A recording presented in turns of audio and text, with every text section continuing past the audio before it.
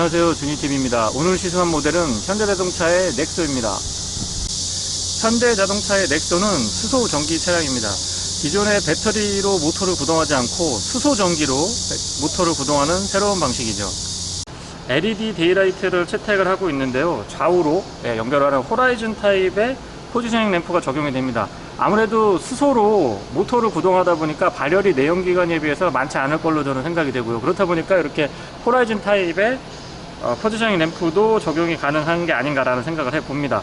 덕분에 조금 더 미래지향적인 어떤 넥소의 느낌을 아주 잘 표현해주고 있네요. 현대자동차 넥소에는 수소 전기 모터를 주 메인 파워트레인으로 갖추고 있습니다. 113 kW, 365 nW, 수치라든가 아니면은 뒤에 단위가 굉장히 좀 저희들한테는 익숙하지 않은데요. 단순하게 환산을 해보면 마력으로는 약 한 154마력, 토크로는 40.3. 웬만한 디젤 엔진의 순간적인 토크는 충분히 따라가는 것 같습니다. 안쪽에 엔진의 배열이나 기타 주변부의 깔끔한 마무리는 현대자동차가 지속적으로 발전을 하고 있는 부분이고요. 지금은 어느 정도 안정화에 이르렀다라고 보일 정도로 굉장히 깔끔하고 균형감 있게 잘 갖추어진 엔진룸을 보여주고 있습니다. 넥소의 전체적인 느낌은 CUV로 표방한다고 생각하시면 될 것 같습니다. 조금 특징적인 부분은 뒤쪽에 벨트 라인이 약간 올라가는 타입으로 진행이 되어 있습니다. 그래서 그러한 부분이 넥소의 특징이 아닌가라는 생각을 하고요. 전체적인 느낌, 저는 나쁘지 않습니다. 전장은 4670mm, 축권은 2790mm입니다. 공차 중량은 1820에서 1885까지 측정이 되고 있고요. 휠 타이어는 굉장히 독특한 디자인을 갖추고 있습니다. 19인치가 적용이 되고요. 타이어는 245, 45, 19인치 미쉐린의 프라이머시 투어 AS라는 아주 독특한 타이어가 적용이 되고 있습니다. 제가 스펙을 좀 찾아봤는데 검색이 잘 안되는 걸로 봐서는 아마 그 친환경 차량 전용으로 만든 타이어가 아닐까 싶고요. 개성 있는 전면만큼이나 후면부에서도 상당히 미래지향적인 모습을 잘 표현해주고 있습니다. 테일램프 그래픽의 디테일도 상당히 마음에 들고요. 물론 전동 테일게이트가 적용이 됩니다. 그래서 안쪽에 보시면 제가 느끼는 공간감은 코나보다는 조금 길고 넓은 느낌이 들고요. 산타페보다는 조금 작은 그 정도의 느낌이 듭니다. 아마 차량의 외관 크기하고 그거에 걸맞는 실내를 보유한 것 같고요. 안쪽 바닥에도 이렇게 펑커 수리킷이라든가 안쪽으로 이렇게 공간을 잘 만들어주고 있어서 활용도를 조금 높이고 있지 않나라는 생각이 듭니다. 이 바닥 재질도 굉장히 두툼하게 잘 만연이 되어 있어서 소음이나 이런 부분에서도 나쁘지 않을 것 같네요. 히든 타입의 아웃사이드 도어 캐치는 이렇게 가까이 다가가면 딱 바깥으로 튀어나오는 그런 방식을 취해주고 있고요. 잡아당기면 이렇게 열리는 그런 형태를 띠고 있습니다. 리모트 컨트롤은 굉장히 좀 독특하고 미래지향적인 느낌 잘 보여주고 있고요. 실내를 처음 봤을 때 느낌은 이 소재나 컬러가 굉장히 독특합니다. 참고로 말씀드리면 지금 실내의 대부분의 소재는 재활용이 가능한 UL 인증을 받은 그런 소재로 이루어져 있다고 합니다. 역시 수소 전기 차량인 만큼 환경을 생각하는 모습들이 여기저기서 많이 보이고 있습니다. 조금 아쉬운 점은 윈도우 컨트롤이 운전석만 오토로 작동이 된다는 점은 조금 아쉽고요. 스피커 마무리를 이렇게 알루미늄으로 해주고 있는 부분은 디자인의 일체감이라든가 미래지향적인 모습을 잘 표현해주고 있습니다. 넥소라고 해서 킥킹 플레이트도 이렇게 알루미늄 타입으로 되어 있고요. 전동 시트, 럼버 서포트까지 지원이 됩니다. 지금 시트 구성을 보시게 되면 날개 부분이 조금 단단한 편이고요. 이 측면부에 포인트를 스웨이드 재질, 알칸타라 재질로 두고 있어서 가죽하고 스웨이드 재질이 혼합된 그런 형태의 시트 구성을 보여주고 있습니다. 한 가지 조금 더 아쉬운 점을 말씀드리면 이 헤드레스트 부분인데요. 산타페에서는 이 형상이라든가 이 쿠션감이 상당히 좋았는데 넥소는 그런 점에서 조금 아쉽지 않느냐라는 생각이 듭니다. 전체적인 실내 공간감 한번 보시고요. 딱 코나와 산타페의 중간 정도의 실내 공간을 보여주고 있다라고 생각하시면 될 것 같습니다. 패들은 오르간 타입이 적용이 되고는 있긴 한데요.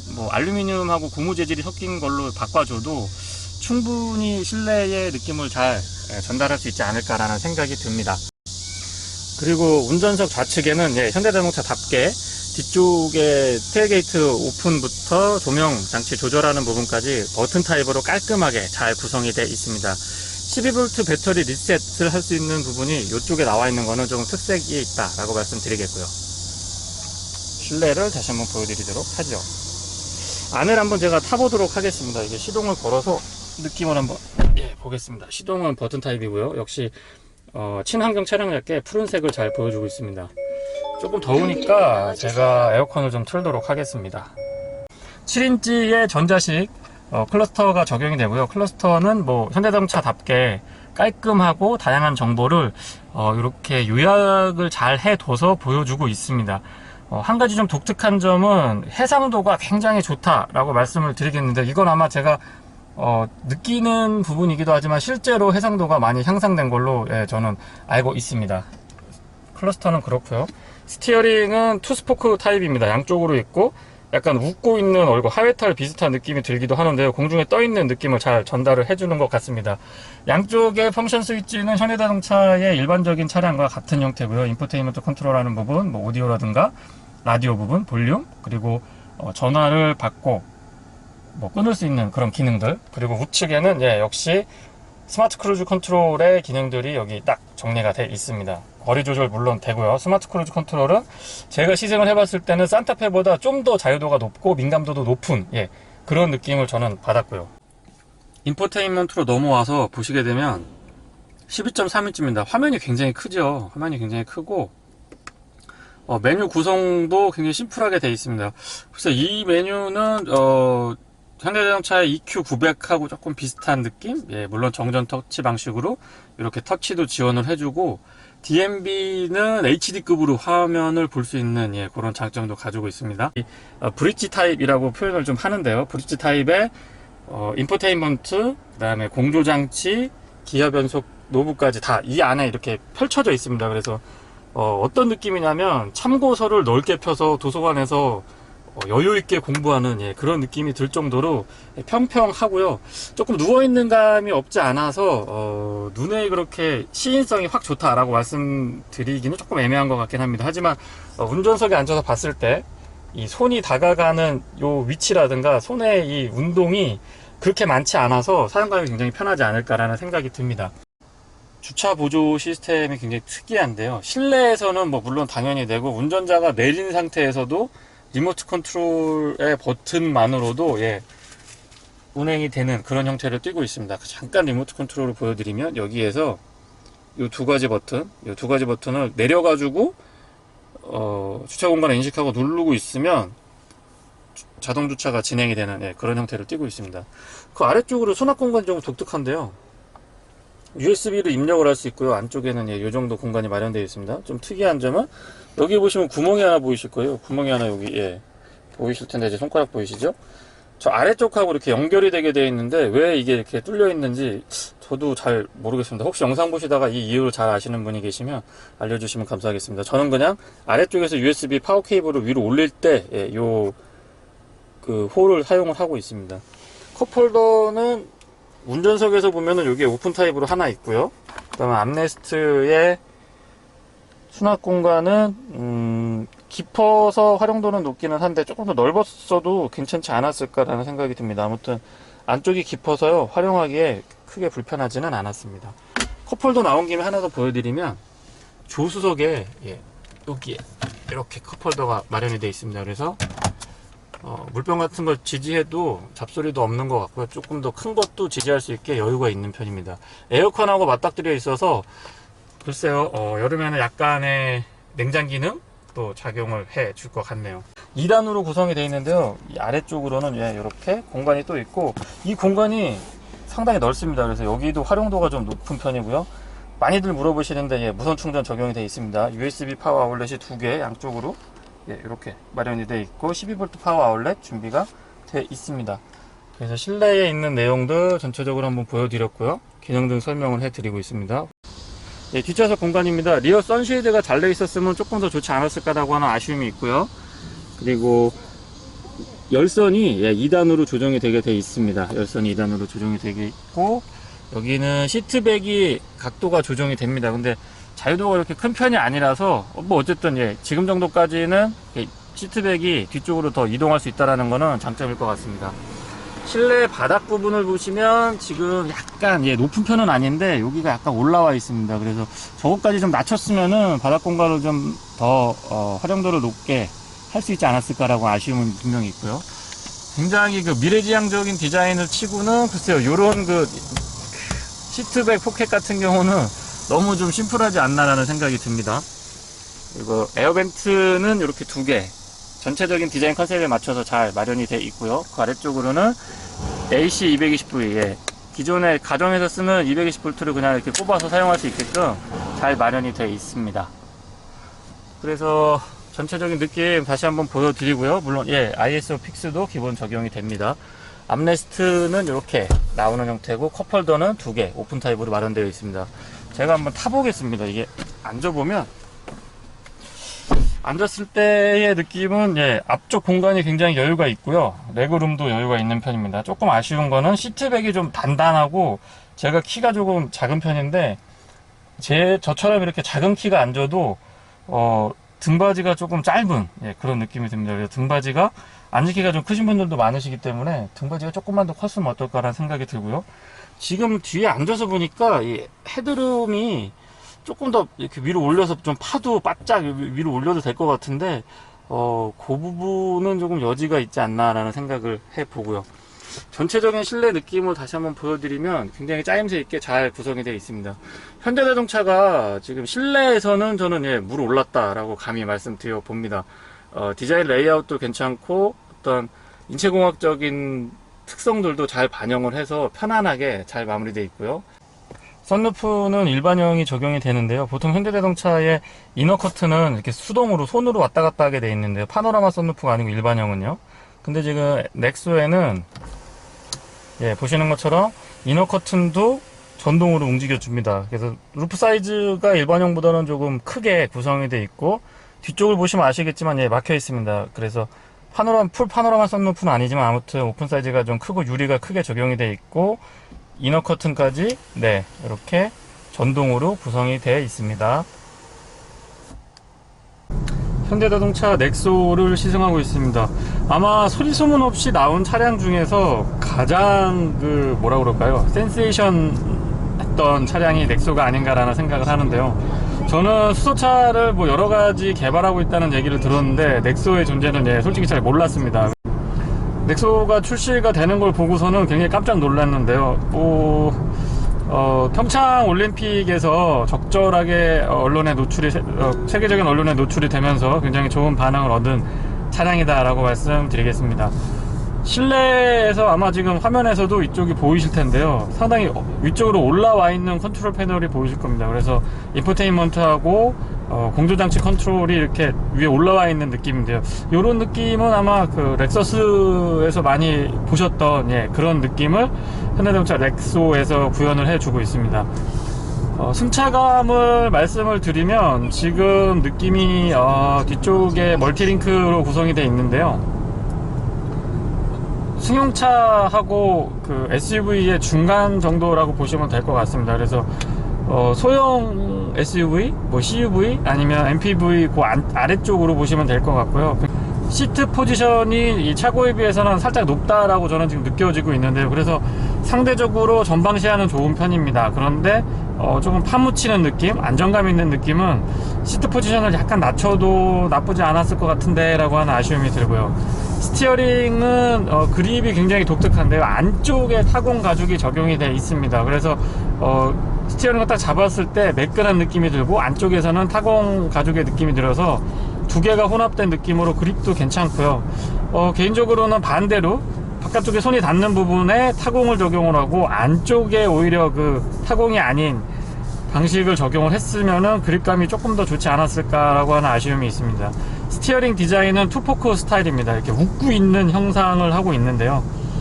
이런 거는 미래지향적인 차량, 수소 친환경 차량, 수소 에너지를 쓰고 있는 차량다운 어떤 특색 있는 점을 드러내기에 부족함이 없는 듯 보입니다. 넥소의 장점이라고 하면 바로 자율주행인데요. 지금 제가 산타페에서도 굉장히 칭찬을 했었는데 넥소는 조금 더 칭찬을 해주고 싶습니다. 웬만한 주행에서는 이렇게 물론 위험할 수도 있습니다만 손을 놓고 편안하게 주행을 할 수 있는 이런 주행을 보여주고 있고요. 뭐라 그럴까요? 그 스마트 크루즈 컨트롤하고 반자율주행의 자유도가 지금 제가 시승한 국내 차량 중에서는 최고 수준이다 라고 말씀드리겠습니다. 수소 연료를 쓰고 있어서 파워트레인의 어떤 그 스펙을 생각을 해보면, 글쎄요, 단순 환산을 하면 토크가 한 40 정도, 예, 디젤에서 힘 좋은 디젤 정도의 토크를 가지고 있고요. 킥다운을 했을 때의 빠릿빠릿한 반응도 전기차에서의 그 팍 치고 나가는 느낌, 예, 그런 느낌하고 굉장히 유사하면서 소음이 적은 그런 파워트레인의 특성을 잘 보여주고 있습니다. 시내 주행을 해보면 특히 넥소의 장점이 저는 느껴지는데요. 일단 가다 서다를 반복하더라도 글쎄요, 그 연비의 주행 가는 거리가 줄어드는 정도를 보게 되면 연비에 일반 내연기관보다는 조금 덜 영향을 주지 않느냐라는 생각이 들고요. 그리고 딱 앉았을 때의 느낌은 벤츠 E클래스에서 봤던 클러스터하고 인포테인먼트의 그 인터페이스하고 이렇게 풀로 연결되는 그런 모습을 보여주고 있습니다. 클러스터는 벤츠에서 봤던 이 일체형 디자인, 계기판 쪽하고 인포테인먼트의 어떤 그 화면하고가 같이 이렇게 쭉 연결되는 느낌입니다. 그래서 여기는 12인치가 넘을 정도의 크기, 굉장히 큰 화면을 갖추고 있어서 글쎄요, 좀 사이버틱한 느낌, 미래지향적인 느낌을 아주 잘 전달을 해주고 있습니다. 양산 차량에서도 지금 뭐 이런 식의 트렌드들이 세계적으로 많이 보이고 있는데요. 현대자동차가 구현해낸 이 느낌 저는 나쁘지 않습니다. 게다가 인포테인먼트의 화면이 해상도가 굉장히 좋은 것 같아요. 지금 보면 해상도가 굉장히 좋기 때문에 특히 이제 시내 주행을 할 때의 어떤 그 시인성이나 이런 것들을 고려를 해보면, 예, 저는 굉장히 잘 구성이 되어 있다고 판단이 됩니다. 그리고 가다 서다를 반복할 때 어떤 소음이라든가 진동의 이슈도 없고요. 더더군다나 가뜩이나 조용한 파워트레인을 갖추고 있는 차량에 이중접합 차음 유리가 적용이 되어 있습니다. 그래서 외부에서 들려오는 소음, 이것도 잘 억제를 해주고 있어서 전체적인 소음 수준은, 예, 어떤 고급 승용차도 부럽지 않을 정도로 굉장히 조용하고 안락한, 예, 어찌 보면 고요하다라는 표현을 쓰는 게 적절할 수 있을 정도로 상당히 조용한 수준을 보여주고 있습니다. 넥소를 가지고 고속도로를 한번 들어가 보도록 하겠습니다.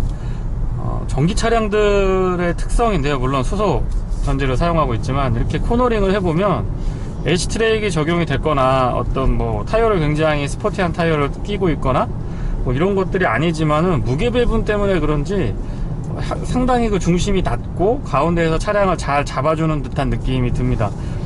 차체의 밸런스에는 여러 가지 요소들이 영향을 주겠지만, 일단 차세대 에너지, 뭐 전기 모터, 전기 배터리를 사용을 한다든가 수소 전지를 사용한다든가, 어쨌든 이런 차량들은 아무래도 뭐 수소 연료 탱크가 가운데에 위치를 하고 있거나 배터리가 바닥에 이렇게 깔려 있어서, 뭐 테슬라가 대표적인 예라고 할 수 있을 것 같은데요. 아무튼 무게중심이 상당히 그 가운데 그리고 아래쪽에서 잘 잡아주고 있어서 코너링도 매끄러운 편입니다. 터널 안으로, 예, 진입을 하고 있는데요. 사실 이 정도 터널에 진입을 해보면 소음이 확연하게 달라지는 걸 느끼실 수도 있을 겁니다. 그런데 지금 넥소에서는 전혀 소음의 변동을 느끼지 않고 있고요. 바닥 소음도 상당히 절제가 잘 돼 있고, 측면에는 이중접합 차음 유리가 적용이 돼 있어서 측면에서의 소음도 잘 컨트롤 해주고 있습니다. 그래서 가뜩이나 파워트레인이 조용한 차량인데 방음도, MVH도 소음하고 진동 부분도 상당히 신경을 많이 썼다라는 생각이 들고요. 노면의 소음, 타이어의 마찰음도 굉장히 적은 편이고 아마 저저항일 확률이 높을 것 같습니다. 그래서 연비 쪽에서 도움이 될 것 같고요. 타이어 덕분에도 그렇고 전체적인 MVH 수준도 굉장히 높기 때문에 전체적인 차량의 소음, 어떤 진동, 뭐 이런 부분이 상당히 잘 돼 있다, 고급 승용차에 맞먹을 정도의 소음을 보여주고 있습니다. 주행 느낌은 초기의 발진, 가속력이라든가 엔진에서의 응답성이 상당히 좋은 편입니다. 뭐 전기 모터로 구동하는 차량들이 대부분 그런 반응을 보여주고 있지만요, 특히 넥소는 조금 더 적극적인 모습을 보여주는 것 같습니다. 무단 미션 형태를 띠고 있어서 굉장히 리니어하게 그 파워가 잘 전달이 되는 느낌을 전해주고요. 초기 응답성이 강하다 보니까 아무래도 뭐 최고 속도는 내연기관보다 못할지 모르지만은 어쨌든 초기 응답성이 강한 특징들은 시내 주행에서 답답함 없이 시원시원하게 잘 달릴 수 있다는 점이 장점으로 작용을 할 것 같고요. 그렇기 때문에 현 시점에서 수소 전지 차량을 구입을 하셔도 아마 웬만큼 달리시지 않는 분이시라면 크게 답답함은 느끼지 못하실 걸로, 예, 저는 예상이 됩니다. 그래서 시내 주행 중심, 그리고 뭐 통상적인 주행을 감안을 해보면 이 정도의 달리기 성능, 이 정도의 파워트레인의 응답성이라고 한다면 저는 합격점을 주고 싶습니다. 뭐 이 정도면은 2.0 디젤 차량의 통상적인 파워 수준이라고 보시면 될 것 같습니다.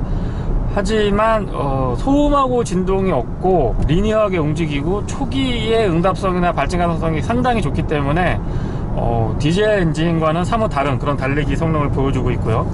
다시 한번 칭찬을 아끼지 않을 만한 점은 바로 스마트 크루즈 컨트롤입니다. 내비게이션과 연동이 되고요. HDA도 포함되고 있기 때문에 어떠한 형태의 세팅을 해 놓더라도, 어떠한 형태라는 게 조금 오버인 것 같긴 합니다만은, 규정 속도, 뭐 구간 단속이라든가 단속 카메라가 있다든가 안내가 돼 있는 부분에서는 정확하게 그 속도를 움직여 줍니다. 그래서 이 부분은 보다 적극적인 안전 사양으로 저는 받아들여지고 있고요. 운전자를 조금 더 편안하고 안전하게 해줄 수 있는 매우 중요한 포인트라고 생각을 합니다. 제가 지금까지 시승했던 현대 기아 차량 중에서 산타페가 개인적으로는 스마트 크루즈 컨트롤이 가장 괜찮았던 걸로, 현 시점에서, 지금 이 차를 시승하고 있는 시점에서 가장 괜찮았던 걸로 저는 기억을 하고 있는데요. 현재 시승하고 있는 넥소는 그거보다 조금 더 적극적이고 자유도가 더 큰, 그다음 민감도도 조금 더 높은 그런 모습을 보여주고 있어서 특히 고속도로 주행에서 상당히 편안하고 만족스러운 반응을 보여주고 있네요. 확실히 초기에 스타트를 해보면 굉장히 경쾌한 느낌으로 차량이 앞으로 쭉 뻗어나가는 느낌을 전달을 해줍니다. 더 이상 내연기관을 고집하지 않아도 되겠다라는 생각이 계속 이렇게 머릿속에서 맴돌게 해주는 중요한 포인트라고 생각을 하고요. 그리고 회생제동은 제가 지금 활용을 해보면 기어를 활용한 웬만한 엔진 브레이크보다 조금 더 강력한 담력을 전해줍니다. 레벨 1부터 레벨 3까지 총 4단계로 컨트롤을 할 수가 있는데요. 아마 강원도 같은 그런 그 외딴 곳에서 주행을 하다가 수소가 갑자기 재충전을 해야 될 때, 또는 거리가 조금 많이 남아 있을 때 이렇게 평상시에 회생제동을 많이 활용을 해서 항속 주행 거리를 조금 늘려준다고 한다면, 현 시점에 사실 수소 인프라, 충전 인프라가 굉장히 빈약한 게 사실이거든요. 전국에 8개 정도면 이거 차량 운행할 때 애로사항이 아마 많을 겁니다. 아무튼 지금 현 시점의 인프라를 고려를 해보면 그런 부분은 운전자가 평상시에 꼼꼼하게 챙겨야 될 것 같고요. 회생제동도 자꾸 사용을 하다 보면은 나쁘지 않은 것 같습니다. 이게 차에 무리를 이렇게 주지 않으면서 배터리에 전기를 계속 담아둘 수 있기 때문에 항속 주행 거리를 조금 더 길게 가져갈 수 있는 운전 습관으로 추천드리고요. 아마 지금 수소 전지 차량을 타는 분이시라면 이런 부분도 충분히 고려를 하셔야지 보다 즐거운 차세대 또는 친환경 에너지 차량을 운행할 수 있지 않을까라고 생각을 해봅니다. 확실히 다시 한번 제가 언급을 드리면서 느끼지만, 이렇게 코너링 같은 걸 해보면 차량의 밸런스가 굉장히 좋다라는 걸 느끼실 수가 있을 겁니다. 가운데 아래쪽에서 묵직하게 잡아주는 느낌이 지면에서의 접지력도 조금 높여주는 그런 느낌도 전해주고요. 상당히 안정감 있는 코너링을 구현할 수 있게 그렇게 진행을 해주는 것 같습니다. 넥소에는 한 가지 좀 재미있는 것들이 있는데, 뭐 여러 가지 재미있는 것들이 있겠지만, 지금 방향지시 등을 켜게 됐을 때 이렇게 7인치 클러스터 안쪽으로 그 좌측의 카메라가 화면으로 이렇게 보여주게 되어 있습니다. 그래서 사각지대를 뭐 블라인드 스팟에 대한 워닝도 있고, 지금처럼 좌우측을 바꿔보면 각각 카메라가 뒤쪽의 모습을 화면으로 잘 보여주고 있습니다. 그래서 이 정도의 안전장비, 블라인드 스팟 플러스 카메라까지, 이렇게 측면 카메라까지 장착을 하고 있어서 이런 부분에서의 안정감이나 어떤 편의성, 분명히 한 단계 업그레이드 된 수준을 잘 보여주고 있습니다. 충전 인프라의 이슈가 분명히 차량을 구매할 때 고민하게 될 것 같습니다. 그런데 지방으로 장거리 운행이 많은 분이 아니시라면 지금 이 정도의 상황에서 한번 구매를 해보시는 것도 나쁘지 않을 것 같고요. 확실하게 그 전기 차량하고의 차이점은 항속거리가 500km를 넘어섭니다. 한 번 충전으로 약 5만원 정도, 현 시점에서 5만원 정도 충전을 하게 되면 주행할 수 있는 거리가 550에서 뭐 600km 가까이도 주행을 할 수 있다 보니까, 전기 차량은 사실 뭐 400km라고 하지만 대부분 300에서 350 그 사이에서 항속거리가 정해지거든요. 그래서 그런 차량들에서의 느꼈던 어떤 불안감이라든가 조금만 타다 보면 확 주행거리가 줄어드는 걸 느낄 수가 있습니다. 그런데 수소전지 차량은 그런 면에서는 내연기관에 아주 가깝습니다. 한번 충전을 하게 되면 꽤나 긴 거리, 꽤나 긴 시간 동안 차량을 운행할 수 있는 장점이 있고요.